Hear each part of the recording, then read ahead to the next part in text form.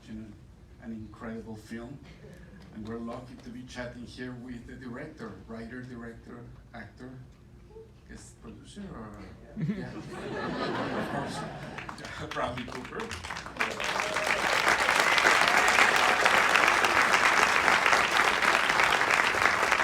So first time I heard that you were doing this was at the beginning of this year that I bumped into you and we were just small talking and you said that you were doing a film about Bernstein. And I got very excited. I personally love Bernstein.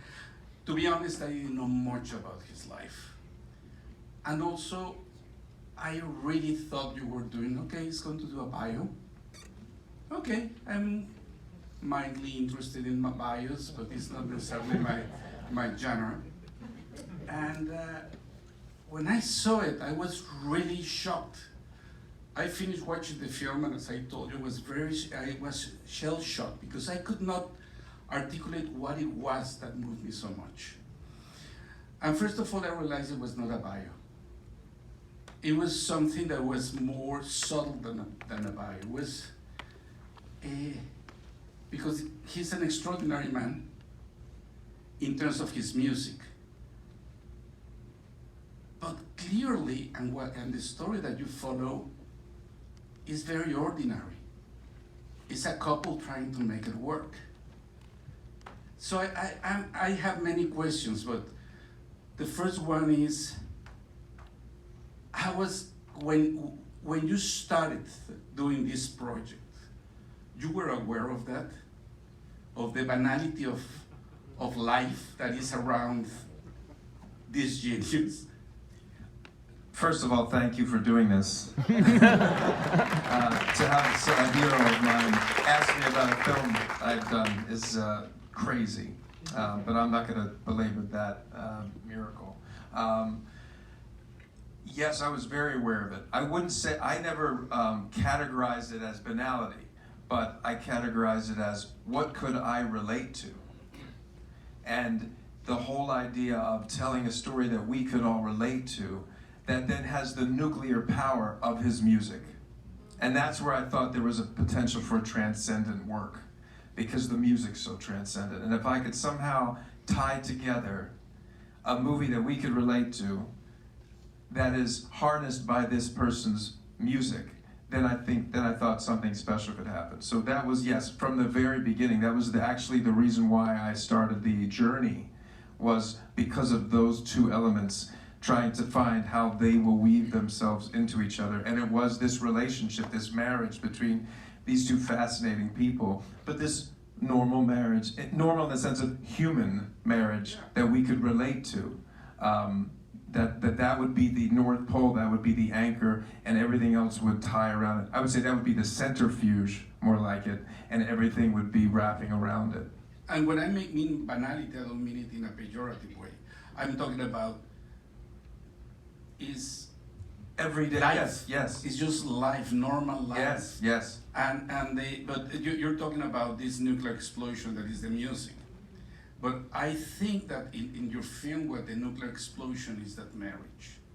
Mm-hmm. And it's so strong just because in many ways it's not normal in the sense that not everybody has to go through infidelities and stuff, but there are versions of that. Every couple has a conflict. No matter how close it is. And clearly this couple, with all the conflict they had, was deeply close.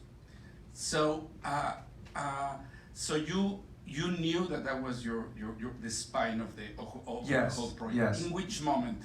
In the research. I first took on the project in hopes that there would be something that I could write with Josh Singer that I thought was worthy of something that, or that I would have a point of view about. Because I can only put the camera and know anything once I don't know how to do it any other way. So what would I have a feeling of a point of view about? And it was this relationship. There's so much. He's the most photographed, videoed, pictured, recorded musician of the 20th century. And that's why it was never going to be a normal biopic anyway. Because why would I just try to do something that's already be an incredible documentary? There have been many great documentaries made about him. But it was this incredible relationship. It really was, at the beginning was the musicality of the way they spoke. There were these wonderful tapes. John Gruen went on vacation with them in 1967 in Anhedonia, Italy. And his family allowed us to listen to these wonderful tapes. And there's just, everything was there. It was almost like that was the whole foundation. And I just could hear the melody, the music of these two talking. And they were so eloquent about their lives and what they're going through, and so articulate in a public setting. And I thought that was also something fascinating. From which period were those tapes? So that was right before he turned 50. He had just gotten back from Israel. And he was, and she had decided, she booked she booked the house in Anhedonia that was owned by a Bernstein, oddly enough. And then the Gruens came with them because he wanted to do a book, like a coffee table book called The Private World of Leonard Bernstein. So they were together for 3 months, and he recorded all of these audio tapes, and then made a book that you could get. But okay, so you had a very clear idea of his voice. Their voices, yes, their that was voices, it. And also Leonard's voice, because as you say, it's documented, but there's this early period that is not that documented. Yes. And I was very intrigued about that, because first, when I first saw you... For 1 second, just so it's clear, there's one thing where they talk about their wedding night, and that was the moment when they're talking over each other and they're laughing and they're finishing each other's sentences. We actually shot that scene, and I was sad that it didn't make it in the movie, but it just didn't fit the rhythm. It's when they're dancing, when they're dancing the black and white with the Chinese food. The beginning of that scene was them retelling their wedding night, but it just didn't flow. But that was the crux where I heard them. I thought, oh, this is just infectious. I also found them infectious. I just found their world infectious. That's the thing. I mean, in that sense, it's extraordinary because they're so charming in many ways. Yes. You just want to hang out with them. Yes. Yeah, desperately. Except when they're fighting. That's what. and that's what makes everything very uncomfortable. Yes. And well, yes, the film has very uncomfortable moments. First of all, I was also surprised the first time I heard that you have done a film that was A Star is Born. Because I didn't know, I always saw you as an actor. Actually, I've seen videos of you as a student actor. And then I heard that you have directed a film. My question is, because I admire many actors, directors. Of course, there's Cassavetes and stuff. There's one that I deeply admire that is kind of more buried his career as a director, that's Paul Newman. And when you knew that you were going to direct? It was more about knowing I wanted to direct ever since I was a child. It was really directing more than acting. I just didn't allow myself to dream that big. But it was David Lynch, more what David Lynch was doing than was John Hurt and Anthony Hopkins that really intrigued me. But I never really even gave myself permission, quite honestly.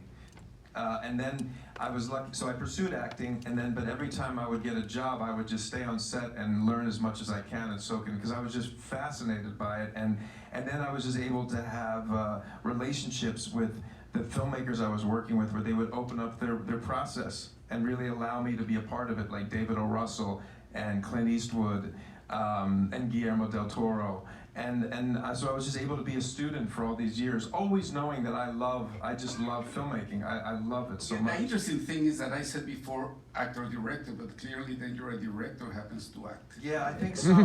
I think so too. I think so as well, because as great as you're as an actor, your voice as a director is incredibly strong. When you did A Star is Born, it's a film that it's very gutsy, and it's a film that is very, in many ways, uncompromising in the context of the story. But you had a safety net. Yes. And you had a safety net in the sense that you were telling a story that it was proven that it could work. And then you come to do this, and this is what I'm saying, that you're a director actor. because you do this, and it's a film that in many ways should not work. Because you know what is not that I'm curious about the page, because it's so much about the filmmaker's vision. It's as if while you were writing, you were watching every single thing. How was the process of that relationship with It's exactly that. writing? It's exactly what you said. The way I sort of write, and I wrote this with Josh Singer, who's a wonderful writer, but the way that we would write would be, I would always then speak the lines afterwards. We would always talk them out. I love to hear the rhythm of it. And then I would go back, and every night for all the years, I would try to play the movie in my head, shot by shot, and see how far I could get. And that's a process that I always do. Every day after work, before I go to bed, I'll try to play the movie in my head. How far can I get, like a game almost. And by doing that over and over and over for years, and I start writing to that. It's all one thing. And the way the script always reads is like as if I'm shooting, if you're watching it. And I actually try to like calm down with that, because then you have like 3/4 of a page of just, direction rather than dialogue, and then the script, in the studio goes, "What? This is fucking too long." And you're like, no, watch. It's really, I can take 30 pages out tonight of description. So yeah, it's very much the same thing. That's why I wouldn't know where to put the camera if I didn't write it. Yeah, but it's this thing in which you, again, you didn't have a comfort zone. You didn't have like a safety net. It's an unfamiliar story because you didn't take the conventional route of a bio that you see him growing and then has his first thing, success, then he starts to meet, the whole thing that is music and the familiar hits going together with the journey of the character. Because for many long periods of time, you leave us without the music. I mean, it's in the background score or whatever, but it's not about the music. It's about that. It's about that relationship. And on top of that, you shot the film in a very un-Hollywood way. It's that scene in which, well, you have many scenes like that, but I love this one that you have the two windows. Yeah. It's the wide shot, and it's this conflict between the two of them. I don't know how long that scene is. Yeah. But you don't move the camera. You stay there, almost like an art house film would do it. Mm. And were you terrified? I was terrified every day, completely terrified, leading up to the movie. So for 4 years, I was terrified every single day. But the truth is, I was not terrified the day we started shooting, and except for 2 days. I was terrified on 2 days. The first day of shooting it, and of course I remember now, because the first scene that we shot was Lenny teaching young William, the old Lenny with the white shirt. That was the first scene that we shot. The first shot setup we did was the Jaguar pulling into REM's It's the End of the World. And that was so funny. Yeah, because he was so funny. Lenny was so funny, and that was the key to. There has to be humor in the movie, and he had this gutter humor too. So that was a huge, wonderful sort of exploration of this film, was at making sure that was a thread.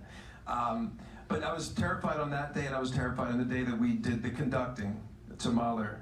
And those 2 days, I was a filmmaker in fear, so I set up shots out of fear, and not to the vision of playing the movie in my head every day. And I learned my lesson because I found myself not able to even act it in those setups because it wasn't in tandem with the way I wanted to tell the story. So by the time I got to the Thanksgiving Day, which was about 3/4 of the way, I knew exactly what I wanted to do, and I knew that, and I had so much faith in Carey Mulligan. Isn't she incredible? Yes. The whole cast, by the way, but she just shines in this. And she had to carry the rhythm of that. That's it's funny you say sometimes the music's in the background. Yes, because to me anytime that needle drops really are in the background, it's because the music is being played at the forefront between the people because of the way that, exactly, you know, exactly. or in the silences, Mm-hmm. or in those silences musically. So I knew there was only one way to shoot the scene. I was always meant to be from far away because when my parents would fight, my sister and I would always be far away. We never were in between them, and my stomach would turn. So if I was in between them in that scene, I would feel safe as a viewer because I would know that I'm watching a movie. But if you put me at a distance, I feel at least like, as someone, you know, I should be watching it, number one, and the way I felt when I was a kid. And also, because it's all one thing, I wanted to wait to see what was going on in their faces later, separate. When he does that Thursday rehearsal, directly following this, where he can't even face us with his new idea of what truth is, until he turns around and he's got his sailor suit on and a beard, and he barely can look at us. But then she has come to a realization, a truth, finally. You know, we've heard her justify all these things, that she's in the palm court in that Victorian cage at the plaza talking to Shirley, and where the camera does not leave. So it was always built to be that way. So if I went to a close-up in that fight, those two scenes would make no sense. There you go. That's the director actor. That is the director actor. And also not only that, I have to say, it's particularly in the context of film that they come out of Hollywood, there's only a handful of directors that take those risks. And I'm talking about the risk of a vision. About, I have this vision, and I know how it has to look. I know how it has to feel. I'm not going to cover more than what I need, just in case of. That's right. And that's terrifying. I don't know how you said that when they shoot you were very secure. I admire you even more. Because I would be terrified. Maybe something had something to do with it. I was Lenny, you know? I think that had something to do with it, Alfonso, honestly. Okay, but speaking I of really Lenny, do think so. No, but I guess so. I cannot even imagine. I don't dare to go to that part because it's how he does it. He already did it as a director. That is, this film is really a challenge, and on top of that, you are this guy. You're inside. You have to be looking inside out and outside in. How do you do that? And it was just preparation, you know, a tremendous amount of preparation and work with wonderful artists, getting the voice and then the prosthetic exactly that I believed it's a human being and believing that it's my voice, not an accent, and then just working. And then because, you know, you're writing the script and you're working all the time, you're living into these scenes and you're visualizing how it's going to look so you understand where you fit. But his boldness in his music and the way he lived his life, you know, I would show up to work early, right, to get for Lenny to be done before crew call, and the crew was kind enough not to laugh at me every day when I would be like, you know, so we'll put the dolly in, you know, whatever I was doing. That's not, oh, thank God I didn't talk like that. So it was a bad Lenny. But, you know, but that's what I was doing all day, was, you know, depending on how old Lenny was, the day was a little slower. Speaking about old, because obviously the beginning, it opens with a huge, it's super exuberant the way it opens. Right. The mobile camera, Yes. connecting shots, Yes. going into this whole thing. Yes. And then, as he matures, everything starts changing. Yes. I want to ask you about the voice. Yeah. When you spoke for the first time, I have to confess, I said, nah, he didn't speak like that. And then I realized, how do I know? I never heard, well, I'm saying about it being documented before, I never heard young Leonard Bernstein.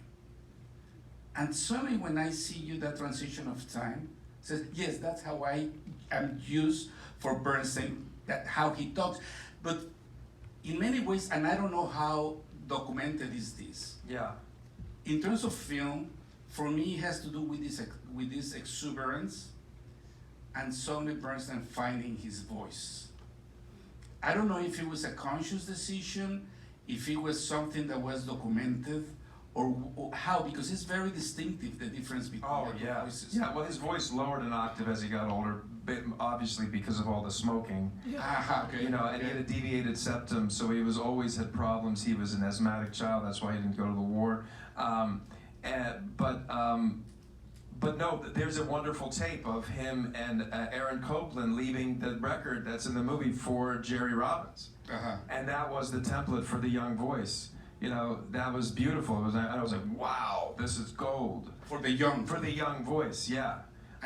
And so that was one of the things that I studied all the time. I think that was the main one. That was the beautiful 3.5 minute of him just leaving a message for Jerome Robbins. Yes, but that's another thing I'm old. talking about, the boldness, because the safety way of doing it is don't change that voice, because then there's going to be an inconsistency. Yeah, of course. And although it would have been crazy if he had that low voice. But you're right. Even though No, the whole no, thing was you're right. You know, I'm asking a lot. You're right. no, it's just It's almost like there's a new character in color. there you go. Yeah. Exactly. Yeah. Is well, yes. In many ways, the But the melody's the same. melody is the same. Yeah. No, because the character is the same. Yes. Everything remains the same. The energy in which you approach the scenes is different. I mean, in that early part, you have this almost fantasy scene. Yes. In the, As a filmmaker. Oh, absolutely. Yes. Yes, you have this fantasy Yes. scene, and then everything starts to become. I mean, this is a film that goes from a dance number with sailors dancing into that heartbreaking death of of his wife, and not only that, the whole impact, the whole family, that relationship with his daughter, that is in many ways redeems him a lot. Yes. You know, he's I mean, because he's another thing you're doing. You have done it before in your previous film. Apparently, you like that stuff. Characters that they are not perfect, far away from perfect, and in many ways you should not like them. And you manage, and I think has to do in this one, in this specific one, that relationship with his daughter. That relationship came early on, or because it's as if you're in one gear, and you start seeing all these transgressions that he's doing, and then the presence of his daughter comes, and that relationship that is part of the family, but in many ways is as if he's more honest. You know, he's been way more honest with his daughter than what he can be with himself. Yes. And that was, it was conscious already in the script, Yes, that change of gears. Yeah, yes, of course. Well, you look, I mean, again, it's about how much real estate can you use. So we decided that let's take one of the children and make them be the foil for the children. And that was Jamie, the eldest. And Jamie Bernstein wrote this wonderful book, Famous Father Girl, about her relationship with her father, and talked about that moment when he told her that he hadn't had any transgressions, and she thought that maybe he was lying. And so we wrote that scene based on that. But in that scene, you see all of that. Right. And that's the idea, is that it kills him to lie. And that is a redeemable thing, because he wants to tell the truth. And he chooses not to because he's abiding by what Felicia wants. But later, when you see him, who does he call? He calls his daughter, and he's talking about his boyfriend so cavalierly. You know, my beautiful little leprechaun, he's not even my type. And you're like, bro, it's your daughter. It's like, daddy. He's like, I know, I'm sorry. You know, it's like, he basically said it's the blow talking, but he didn't, you know, but he wouldn't. He's that, you know, I mean, at the end of the day, he's a dragon. And that's what Felicia says in the black and white. You know, she says, you're a dragon. You can break me in two with your arms as weak as I am. And it's like he's the antagonist in many ways. She's the one that makes the journey. The same guy that plays the bongos on his butt to the waterfront is the same guy who dances with William at the end of the movie. He never changes. And what is this dragon? What is this? How this dragon breathes fire throughout his whole life? You know, what what are the ramifications of all of that? Yeah, you're right, because in many ways, it's her film. It's what? It's her film. That's right. That's right. She really goes through. Yeah, that's why we see her at the end. Yes. Yeah. Now, another incredible scene is of course the you conducting the end of the resurrection.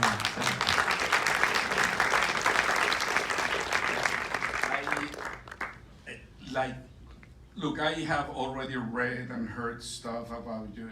I know that, well,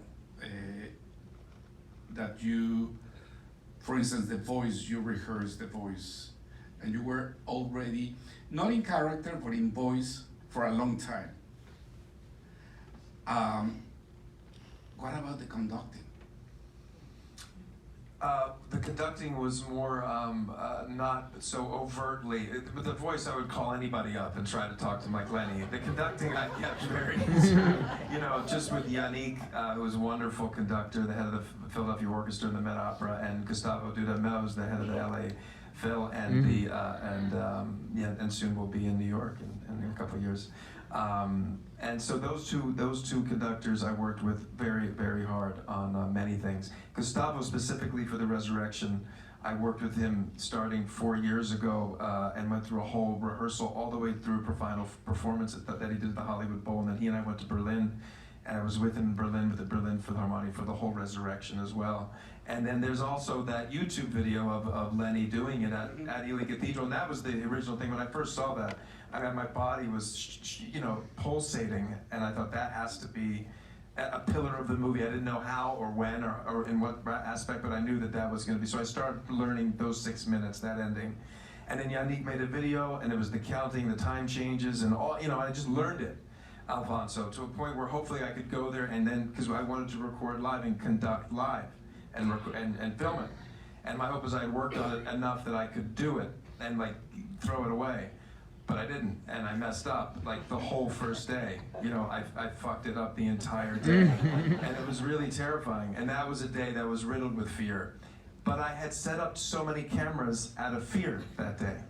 I had 2 cameras here. I had a cable cam coming that was only on her. That I was like, isn't this amazing? Really, it was like, so you would see me small, and it was okay if I was fucking up. That was really, if I'm gonna be honest with myself. I was like, this can't. I mean, it takes us 3 weeks to set it up, but it really was like because I didn't have faith in myself that I could pull it off, and I wasn't pulling it off, and I could have cut it together. It would not have fit in the rhythm of the film at all.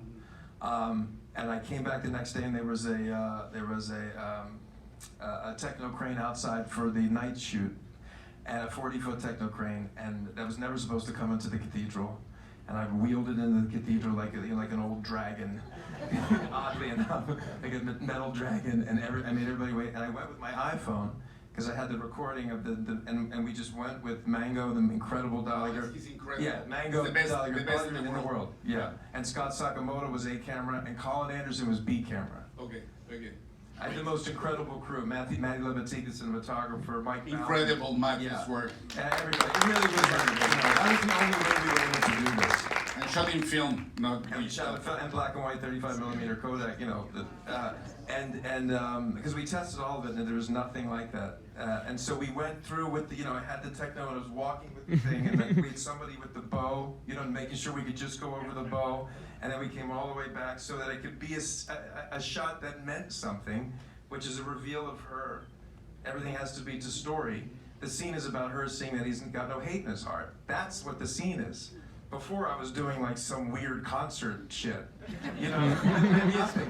And so I brought everybody back in, and I said a prayer to Lenny in front of everybody, which was hard, especially now because they're going, "You're not Lenny."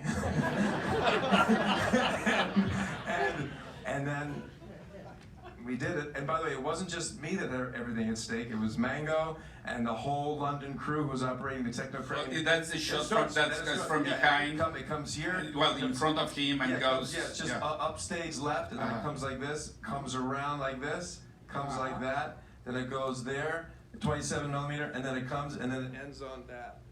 And I did it. And it worked, and we got it. Okay, and that was recorded It live? was recorded live. And what about the coverage? Because So there's then, also right. coverage. So then everybody's freaking out. You know what I mean? It was like even they finally were happy. Even one came up and said like, you can't use yesterday. It was horrible. I said, no, I won't. So no, really, you were not conducting us. I said, we're the best in the world. We didn't need you. You'll be able to cut it together. By the way, there was no click track. They were doing it's no click. I mean, it was nuts. And then after that, I just laid down a track, and I got those and they had so much energy. They were wonderful. You see how emotional they are when you see them? I mean, I was behind it. I'm like freaking out. And Yannick was conducting them there, and I was behind the camera, jumping up and down like this. It was amazing. And then we put two cameras. We had another track for the timpanist and the chorus. So that was one take. So the other coverage we got in one take, and then Colin had a B camera. We did the final thing of him bowing from back in the middle of the cathedral, and that was it. But okay, yeah, you're talking about that's already an achievement. The other thing is you conducting. Because even if you say that you're dismissing this whole thing as you work there, it is incredible your performance there. I mean, clearly you studied Yes. Bernstein, and my question is, and has to do with, this is the best example that I can give, but applies to the rest of the film. Where was your limit between imitation and creation? That is the question that I would ask myself as an actor all the time, especially because there is a video of him conducting. I know. Right.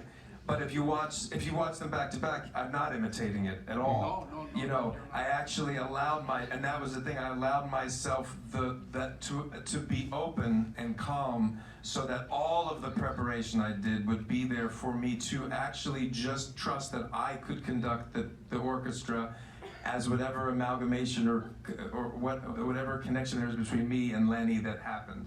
And the experience is that I just really got out of the way.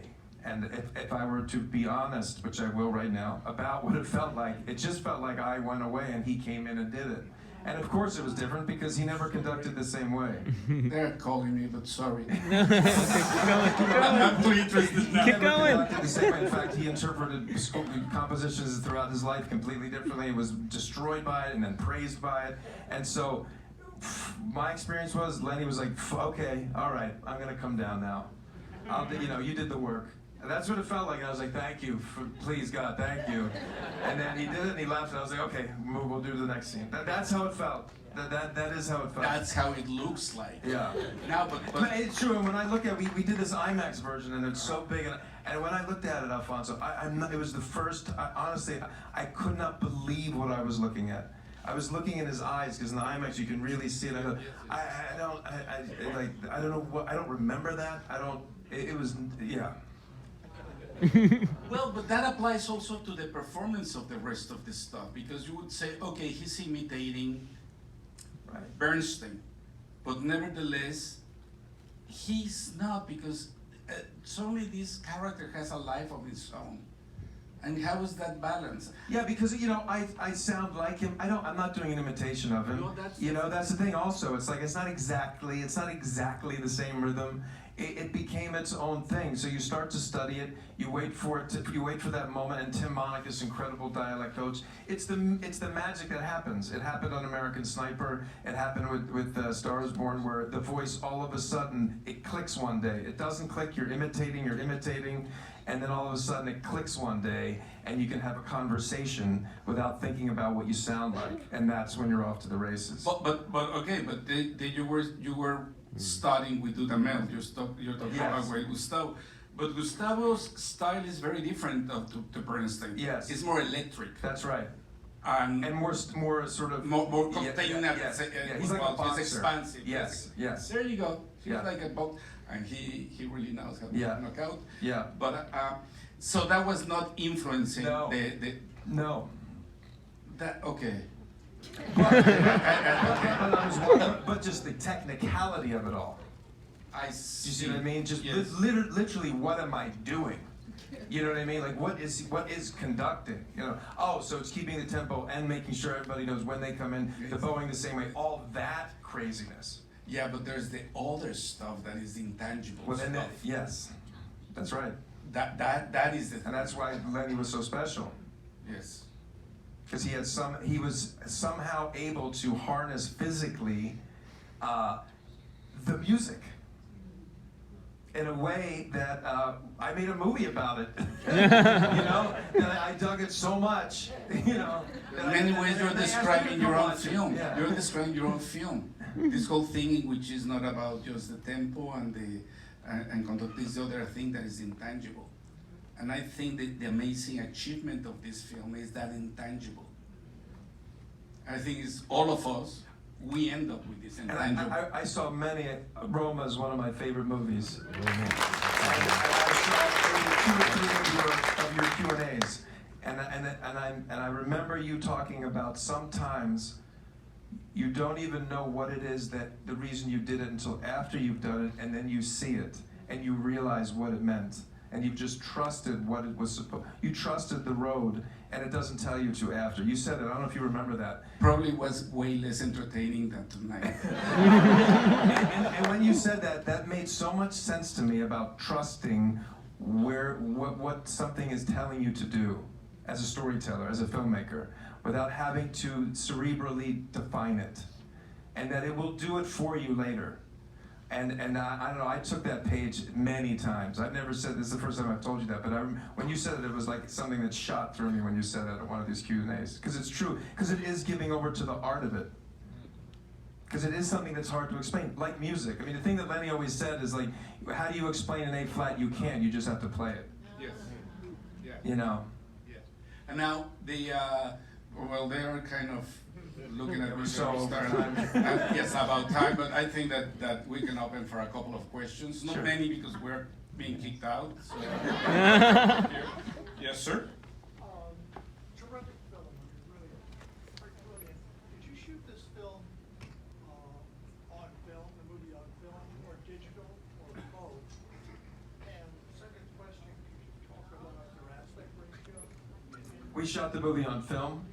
We shot it in black and white 35mm film.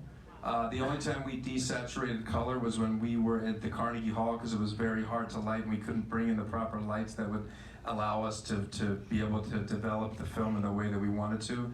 The same thing for the Osborne. We only had 4 hours in the Osborne. When my daughter takes the airplane, that was desaturated color. The rest was black and white. The second half of the movie is color film. The 1:3:3 aspect ratio is many reasons.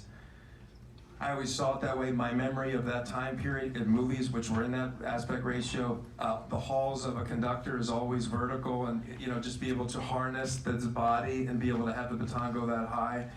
Also, his relationship to God is something that we explore in the film with the God point of view, and that's why I always wanted that vertical sort of feeling, and also depth.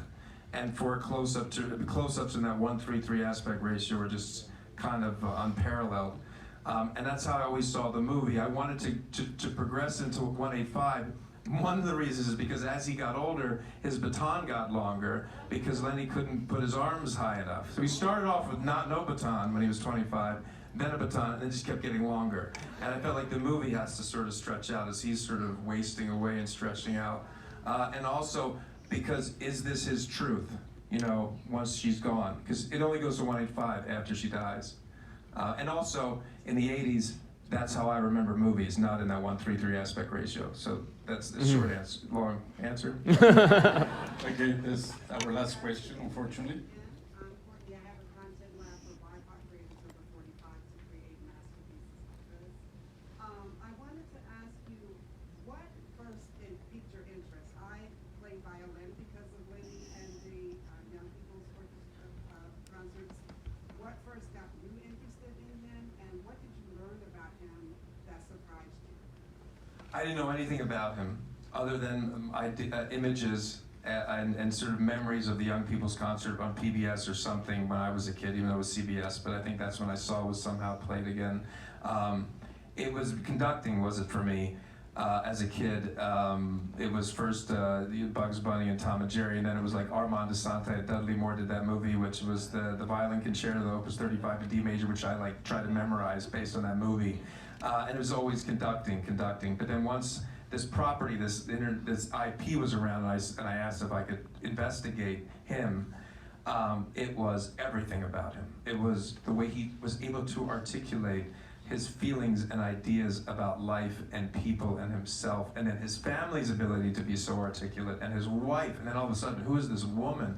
Fascinating woman. And whenever people talked about them, it was never Lenny and his wife, it was always Felicia and Lenny, always.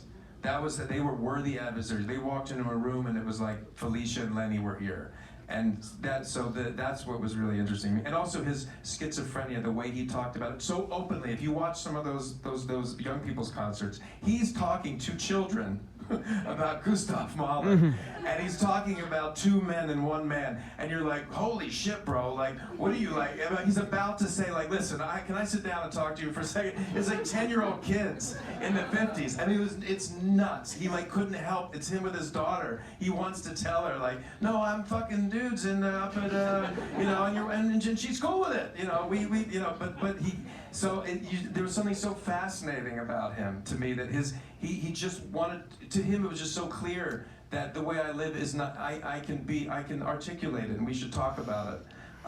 So that was something about him. And then just his music, man. I mean, the music. And that's why I was so excited to make a film where I could score it to his music and write it to his music. That was always the case. And Chichester Psalms, which was the movie ends, is my favorite piece by him.